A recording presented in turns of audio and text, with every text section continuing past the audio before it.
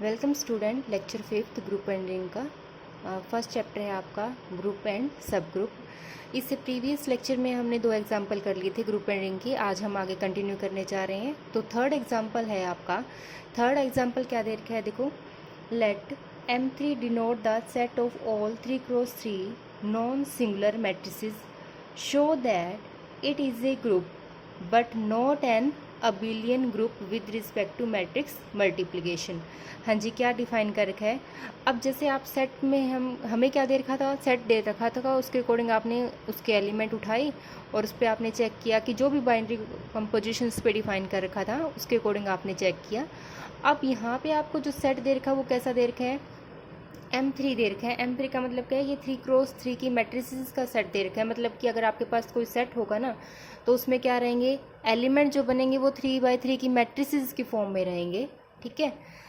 अब आपने इस सेट में क्या प्रूव करना है, और मैट्रिसेस कैसे दे रखी है, नॉन सिंगुलर। अब नॉन सिंगुलर का मीनिंग आप सभी को पता है। नॉन सिंगुलर का मीनिंग क्या होगा, जिसका डिटर्मिनेंट कैसा रहे, नॉन जीरो रहे। ठीक है, ये आप प्रीवियस क्लासेस में पढ़ चुके हैं अलजेब्रा में। Show that it is a group, आपने ये बताना है कि ये जो सेट है वो क्या कर रहा है, वो ग्रुप तो बन रहा है but not an abelian group with respect to matrices multiplication. Binary operation क्या दे रखा है, मल्टीप्लिकेशन। अब आपने ये बताना है कि ये जो सेट दे रखा है 3x3 की नॉन सिंगुलर मैट्रिसेस का, ये अबिलियन ग्रुप तो है बट अबिलियन ग्रुप नहीं है with respect to matrix multiplication. हाँ जी, तो अब इसका सॉल्यूशन देखो हम कैसे करेंगे। अब आपको पता है ग्रुप की प्रॉपर्टीज़ के अकॉर्डिंग आपने क्या करना है, ग्रुप अगर चेक करना है तो उन चार प्रॉपर्टीज़ को आप 1 बाय 1 सेटिस्फाई करोगे, और अगर अबिलियन चेक करना है तो फिफ्थ प्रॉपर्टी को भी इंक्लूड करोगे। हाँ जी, तो देखो हमारे पास क्या दे रखा है। सबसे पहले आपने क्या करना है, इसे ग्रुप बोल रखा है कि आपने ये प्रूव करना है कि ये जो सेट है वो क्या है, ग्रुप है। तो ग्रुप के लिए आप क्या करोगे, सबसे पहले आपके पास आता है क्लोजर प्रॉपर्टी। Closure property. अब सेट कैसा दे रखा है, मैट्रिसेस का दे रखा है। ठीक है, तो आपने क्या करना है, एलिमेंट भी उसी फॉर्म के उठाने पड़ेंगे। अब मैट्रिसेस को आप जनरली नोटेशन कैपिटल फॉर्म में देके चल रहे हो, तो आपने क्या करना है, मैट्रिसेस को कैपिटल फॉर्म में लेके चलना है, कैपिटल अल्फ़ाबेट्स में। जैसे एलिमेंट को हम स्मॉल में रिप्रेजेंट करते हैं। अब आपके पास सेट ही मैट्रिक्स की फॉर्म में दे रखा है, तो आपने क्या करना है, मैट्रिक्स की फॉर्म में ही लेके चलना है। अब क्लोजर प्रॉपर्टी के लिए सबसे पहले आप क्या करोगे, एलिमेंट्स उठाओगे और उनकी पे कंपोजिशन लगा के देखोगे, रिजल्ट आपके पास क्या होना चाहिए, उसी सेट में बिलोंग होना चाहिए। हाँ जी, तो देखो सबसे पहले आप क्या कर रहे हो, लेट ए एंड बी, दो मैट्रिसेस उठाई, किस में से, M3 में से, इस सेट में से उठाई आपने दो मैट्रिसेस।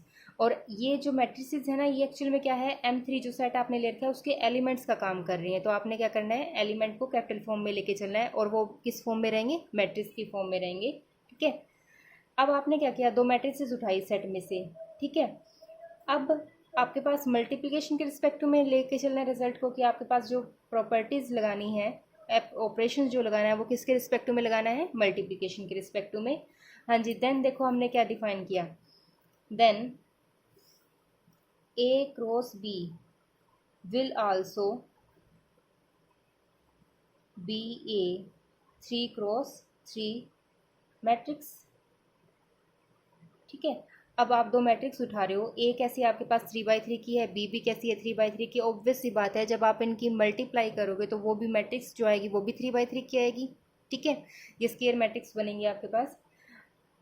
एंड मैट्रिक्स ले लिया आपने 3x3 की, एंड सो इसका मतलब क्या हुआ कि ए क्रॉस बी से आपने मल्टीप्लिकेशन के रिस्पेक्ट में बाइनरी ऑपरेशन लगाया, वो भी किस सेट को बिलोंग करेगी, M3 को, क्योंकि M3 में क्या थी, वो मैट्रिसेस थी जो 3x3 की थी। ठीक है, तो आपने दो मैट्रिक्स किस में से उठाई थी, M3 में से उठाई थी, उस पर बाइनरी ऑपरेशन अप्लाई किया A cross B.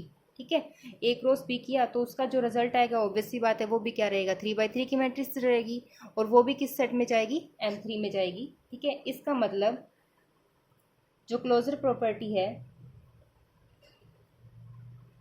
thus closure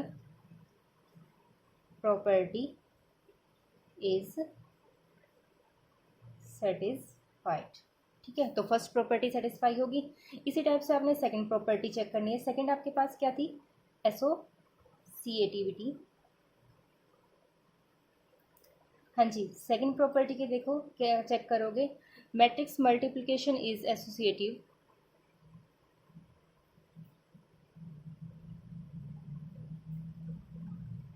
matrix multiplication is associative, ठीक है, दैट इज, इसका मतलब क्या हुआ, A cross B cross C जो है वो किसके इक्वल होगा, bracket A cross B cross C for all A B C belonging to M3, ठीक है। अब देखिए जैसे आपने दो मैट्रिसेस ली थी M3 में से, उसी टाइप से आप तीन मैट्रिक्स ले लो, चाहे आप लास्ट की टू मैट्रिक्स की मल्टीप्लाई कर दो फिर फर्स्ट के साथ कंबाइन कर दो, या फिर फर्स्ट की टू के साथ मल्टीप्लाई कर दो फिर थर्ड के साथ कंबाइन कर दो। ऑब्वियसली बात है ये सारी की सारी मैट्रिक्स क्या रहेंगी, 3/3 का आउट रहेगा इनका, ठीक है। और ये सारी की सारी मैट्रिक्स किस में से आएंगी, M3 में से, और M3 के अंदर सारी की सारी मैट्रिक्स कैसी है, नॉन सिंगुलर मैट्रिक्स है, ठीक है। इसका मतलब एसोसिएटिव प्रॉपर्टी भी सेटिस्फाई होगी।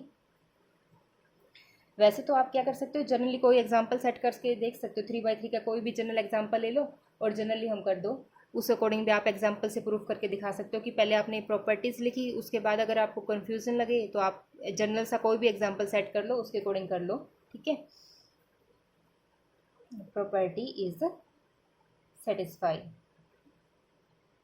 थर्ड प्रॉपर्टी क्या है, एग्जिस्टेंस ऑफ आइडेंटिटी, ठीक है। अब एग्जिस्टेंस ऑफ आइडेंटिटी में हम क्या करते थे, देखो let a belonging to M3, एक मैट्रिक्स उठाई M3 में से, ठीक है। अब मैट्रिक्स में हम क्या कर रहे थे आइडेंटिटी के लिए, देन एक एलिमेंट को आपने क्या किया, इससे मल्टीप्लाई किया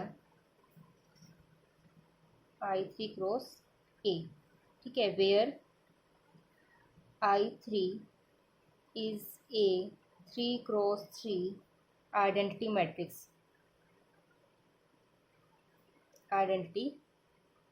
मैट्रिक्स, ऑल्सो I3 जो है वो किसको बिलोंग कर रही है, M3 को। हाँ जी, देखो हम क्या करते थे आइडेंटिटी एलिमेंट के कि एक एलिमेंट उठाते थे, ठीक है, सेट में से। तो अब सेट आपके पास M3 का है तो आपने ए मैट्रिक्स इसमें से उठाई।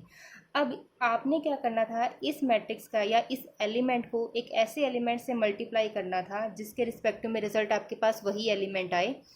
तो अब I3 वो एलिमेंट होगा जिसको आप इससे मल्टीप्लाई करोगे जब आपके पास रिजल्ट क्या आए, ए आए। और I3 जो है ना, वो I3 का मतलब क्या है, ये सफिक्स में जो 3 लगा रखा है वो रिप्रेजेंट कर रहा है कि ये 3/3 की आइडेंटिटी मैट्रिक्स है, ठीक है। मतलब कि 1 1 0 0 0 1 0 0 0 1, ठीक है, इस तरीके की मैट्रिक्स है।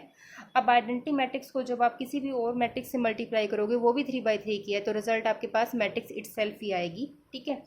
तो I3 भी कैसी है, M3 को बिलोंग करती है। और एक बात और, आइडेंटिटी मैट्रिक्स जो होती है वो ऑलवेज नॉन सिंगुलर होती है, ये चेक कर सकते हो आप। नॉन सिंगुलर का मीनिंग क्या है कि आपने डिटर्मिनेंट चेक करना है, ठीक है। तो ये आपके पास क्या है, नॉन सिंगुलर मैट्रिक्स है I3। हाँ जी, फिर हमारे पास क्या आता है, fourth property, existence of inverse. हाँ जी, एग्जिस्टेंस ऑफ इनवर्स में क्या रहेगा, देखो let A B a non singular 3 cross 3 matrix, ठीक है। अब सेट में आपके पास कैसी थी, सारी की सारी नॉन सिंगुलर मैट्रिक्स थी, तो आप अगर ए उठा रहे हो तो ए भी आपके पास क्या है, नॉन सिंगुलर मैट्रिक्स है। और अगर ए नॉन सिंगुलर है तो ऑब्वियस सी बात है इसका इन्वर्स एग्जिस्ट करेगा ही करेगा, ठीक है। देन अब ए का इन्वर्स हमने ऐसी नोटेशन दे दी, ठीक है, इन्वर्स की standard notation is also a 3 cross 3 matrix such that A into A inverse किसके इक्वल आएगा, आइडेंटिटी के इक्वल, ठीक है। या फिर ए इनवर्स इंटू ए कर लो, ठीक है। ऑल्सो ए इनवर्स जो है वो किसको बिलोंग करेगा, M3 को, ठीक है। हमने क्या किया, हमारे पास ए कैसी थी, नॉन सिंगुलर थी। अगर ये नॉन सिंगुलर है और 3/3 की मैट्रिक्स है तो ऑब्वियस सी बात है इसका इन्वर्स होगा, ठीक है। देन ए इन्वर्स एक ऐसी मैट्रिक्स ली, वो भी कैसी है, 3/3 की है। अगर आप इन दोनों को क्या कर रहे हो, मल्टीप्लाई कर रहे हो, तो हमें रिजल्ट क्या लेके आना था, आइडेंटिटी लेके आना था, और उसी ऑर्डर की लेके आनी थी, ठीक है। तो ये प्रॉपर्टी सेटिस्फाई होगी, इसका मतलब इन्वर्स एग्जिस्ट कर गया, हेंस इन्वर्स एग्जिस्ट, ठीक है। हाँ जी, यहाँ तक तो ये 4 प्रॉपर्टी सेटिस्फाई कर गया, इसका मतलब ये ग्रुप तो बन रहा है, ठीक है। ग्रुप ये बन रहा है आपके पास। अब आपने देखना था कि ये अबिलियन ग्रुप नहीं है, ठीक है, but not an abelian group. Not an abelian group का मतलब क्या है कि आप क्या करो, नॉन अबिलियन की प्रॉपर्टी देख लो, ठीक है। अबिलियन होने के लिए हमारे पास क्या कंडीशन था कि कॉम्यूटेटिव लॉ होल्ड करे, ठीक है। फिफ्थ प्रॉपर्टी क्या थी,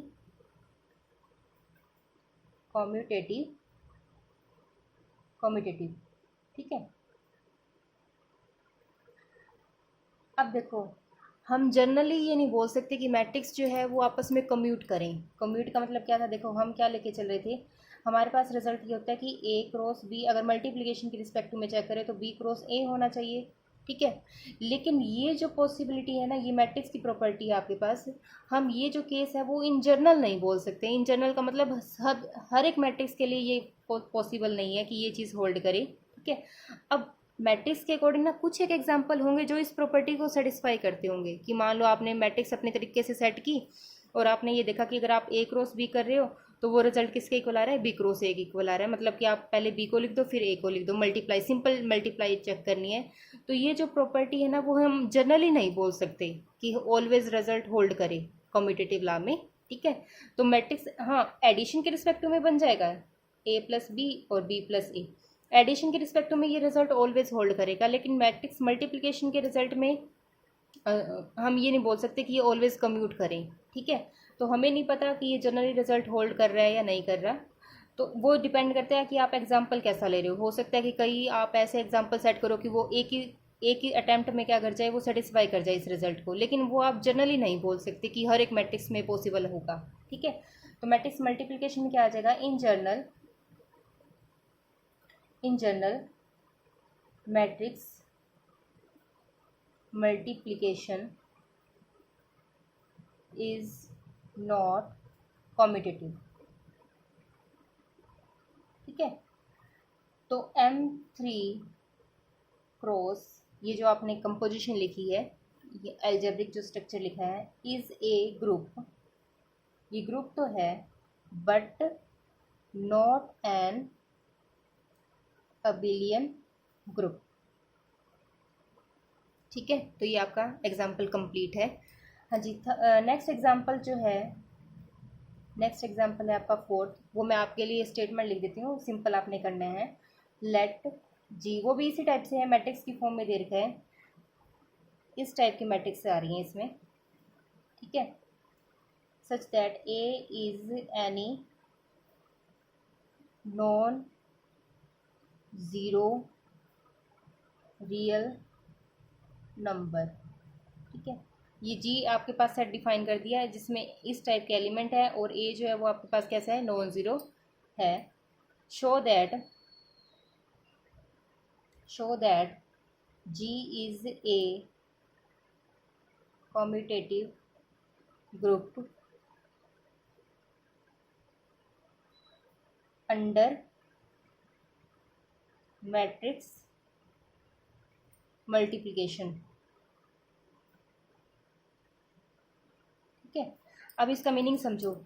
अब जी में ना आपके पास ऐसे सेट, उसने ऐसा सेट डिफाइन कर दिया कि जी के अंदर जो एलिमेंट है ना वो इसी फॉर्म के आएंगे। अब आपने जो एलिमेंट पिक करने हैं ना वो इसी टाइप के लेने हैं, जैसे मैट्रिक्स की फॉर्म में तो लोग ही लेंगे, लेकिन ए की प्लेस पे अगर मान लो मैं ये बोलूँ कि सॉल्यूशन आपने लिखना है, तो ए जो आप लेके चलोगे ना वो आप लेट करोगी, ए जो है वो किस टाइप का एलिमेंट है, मान लिया वो ऐसा है A00, ठीक है। फिर आप बी को लेट करोगे तो बी भी कैसा बनेगा, B00, मतलब इसी फॉर्म का आपने लेके आना है, ठीक है। और सी को भी लेट करोगे वो भी इस टाइप का होगा, C00, इस टाइप के आपने एलिमेंट चूज करना है। फिर उस पर आपने चेक करना है ग्रुप की सारी प्रॉपर्टी। अब देखो ये बोल रहा है कि ए आपके पास कैसा है, नॉन जीरो रियल नंबर, ए कैसा है यहाँ पे, नॉन जीरो, मतलब कि आप जीरो नहीं ले सकते, यहाँ पे नॉन जीरो एंट्रीज लेनी है आपने, और रियल नंबर की कोई भी हो सकती है वो, ठीक है। Show that G is a commutative group, G को आपने कैसे बताना है, कॉम्यूटेटिव ग्रुप। अब कॉम्यूटेटिव का मीनिंग क्या था, अबिलियन चेक करना है आपने अंडर मैट्रिक्स मल्टीप्लिकेशन, ऑपरेशन आपको कैसा दे रखा है, मल्टीप्लिकेशन का दे रखा है, तो ये आपने सारा चेक करना है, ठीक है। तो ये आपके लिए होमवर्क है। उसके बाद नेक्स्ट एग्जांपल मैं बता देती हूँ कैसे करना है आपने। नेक्स्ट एग्जांपल जो है वो आपके पास कैसा है, शो दैट आपके पास एक सेट दे रखा है a-3, a-2, a-1, 1, a square, a cube and so on.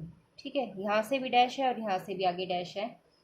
Form an infinite abelian group with respect to multiplication,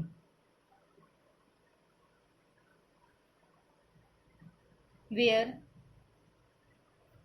a is any fixed non-zero real number. ठीक है, आपको डिफाइन कर दिया इसने कि क्या क्या कंडीशन आपने लेके आनी है। सेट आपको दे रखा है, सेट कैसा है, एक इनफाइनाइट है और अबिलियन ग्रुप है। मतलब अबिलियन ग्रुप है तो आपके माइंड में क्लिक होना चाहिए ये पांचों प्रॉपर्टी को सेटिस्फाई कर रहा है। With respect to multiplication, operation multiplication दे रखा है। और ए कैसा दे रखा है, एनी फिक्स, ए को आपने फिक्स कर दिया और कैसा है, non zero real number, non zero real number है वो। ठीक है, अब इसका सॉल्यूशन देखो आप कैसे लिखोगे।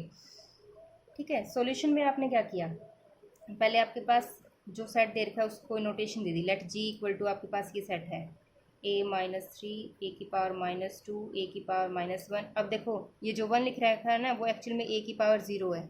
a⁻0 क्या हो जाएगा, 1। इसको आप ऐसे भी लिख सकते हो, a⁻2 फिर a⁻3, इस टाइप से। ठीक है, हाँ जी। अब आपने क्या करना है, इसमें से एलिमेंट उठाने हैं, उन पे प्रॉपर्टीज़ चेक करनी है 1 बाय 1। ठीक है, तो फर्स्ट हमारे पास प्रॉपर्टी थी, पहले आप एलिमेंट ले लो। अब जनरली देखो एलिमेंट जो उठाने ना वो ए की पावर में उठाने आपने। ठीक है, तो आपने क्या किया, if x y z are the elements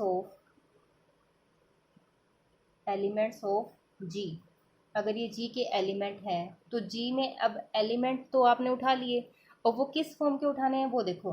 then जो आप x उठा रहे हो ना वो किस फॉर्म का होगा, a की पावर m टाइप का। y जो आपने उठा लिया वो a की पावर n टाइप का उठा लिया, और z को आपने उठा लिया a की पावर मान लो p उठा लिया। ठीक है, और मेंशन करना है आपने ज़रूर, जो आप देखो एक तो आप ऑलवेज बेस में लेके चलोगे, वो आपके पास स्टैंडर्ड फॉर्म है। और एम एन पी जो आप लेके चल रहे हो वो आपके पास क्या है, एम एन पी जो है वो किसको बिलोंग करें, इंटीजर्स को, क्योंकि उसमें नेगेटिव्स भी आ रहे हैं और पॉजिटिव्स भी आ रहे हैं। ठीक है, तो आपने एलिमेंट तो उठा लिए। अब फर्स्ट प्रॉपर्टी क्या थी, क्लोजर। हाँ जी, क्लोजर प्रॉपर्टी में देखो, क्लोजर प्रॉपर्टी क्या थी, एक्स डॉट वाई, दो एलिमेंट की कंपोजिशन ले रहे थे। अब डॉट यहाँ पे मल्टीप्लिकेशन को रिप्रेजेंट कर रहे हैं। ठीक है, अब देखो x की वैल्यू क्या है, x एलिमेंट कैसा है, a की पावर m टाइप का है। इस पर मैंने मल्टीप्लिकेशन का ही दूसरे एलिमेंट के साथ x की पावर n। ठीक है, सॉरी a की पावर n। अब दोनों का बेस सेम है तो पावर ऐड हो जाएंगी m प्लस n।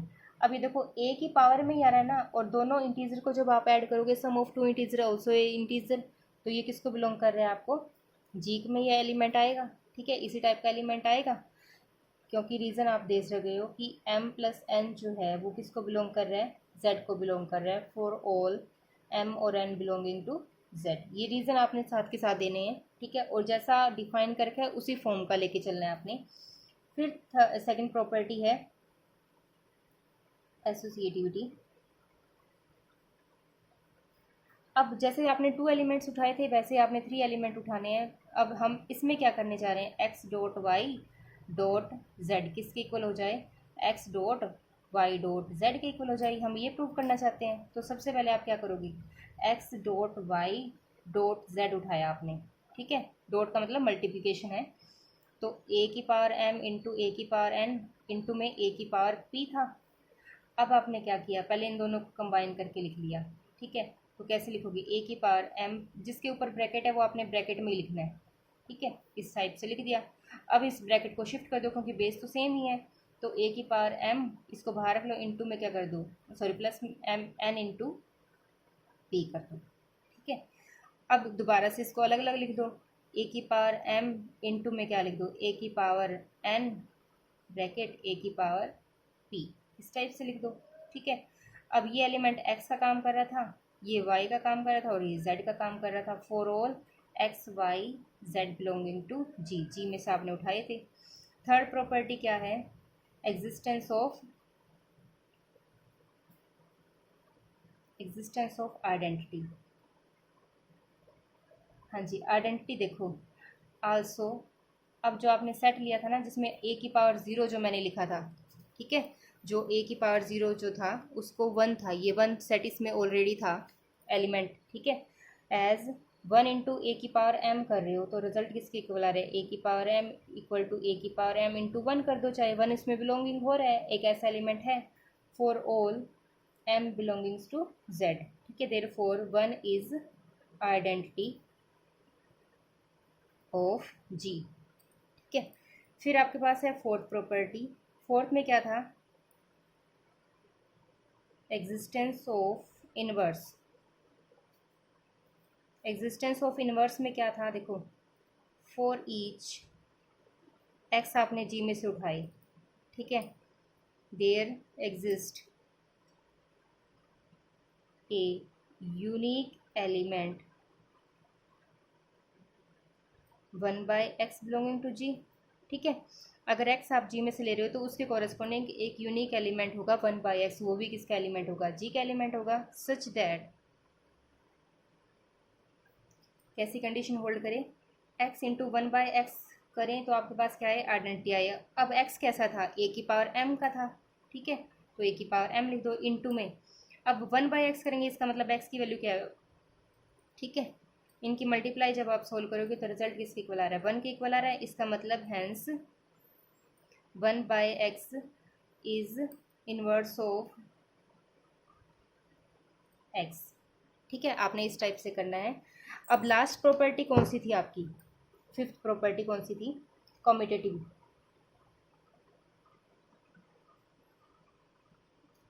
हाँ जी, कॉम्यूटेटिविटी में देखो कैसे डिफाइन कर रखा है, एक्स डॉट वाई, ठीक है, इसका मतलब ए की पावर m इंटू में ए की पावर n कर रहे थे, ठीक है, तो ये आपके पास क्या बन रहा है, ए की पावर m प्लस n बन रहा है, चाहे आप इसको ऐसे लिख दो ए की पावर n प्लस m कर दो।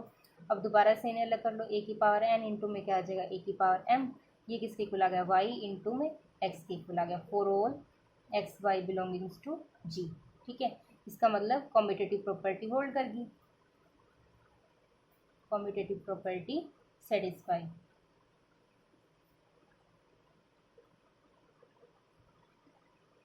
ठीक है। तो इसका मतलब ये सेट कैसा है, जो सारी प्रॉपर्टीज़ को सेटिस्फाई कर रहा है, ठीक है। तो रचे आपके 3 एग्जाम्पल हो चुके हैं, बाकी लेक्चर कल करेंगे।